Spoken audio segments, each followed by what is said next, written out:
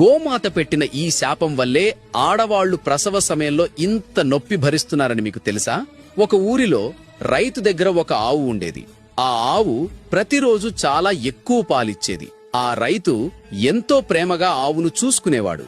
కాని ఒకరోజు ఆ ఆవు పాలు ఇవ్వడం ఆపేసింది. కోపంతో ఆ రైతు ఆవును తరిమేశాడు.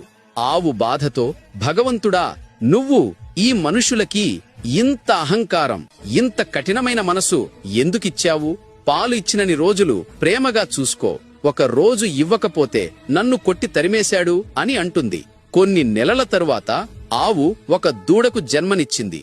అప్పుడే అక్కడికి ఒక అమ్మాయి వచ్చింది. అమ్మా, నా బిడ్డను నా వీపు మీద పెట్టు, ఇక్కడి నుండి నేను వేరే చోటికి తీసుకుని వెళ్ళాలి అని ఆవు అడుగుతుంది. ఆ అమ్మాయి, చీచీ, నీ బిడ్డ చూడడానికి దరిద్రంగా చండాలంగా ఉంది, నేను దీనిని పట్టుకుని నీ వీపు మీద పెట్టాలా అని అవమానిస్తుంది. ప్రసవ సమయంలో నేను ఎంతో నొప్పిని భరించి అలసిపోయి నిన్ను సహాయం కోరి, కాని నువ్వు నా బిడ్డను నన్ను అవమానించావు. నీకు అసలు ఈ నొప్పి విలువ తెలియదు కదా.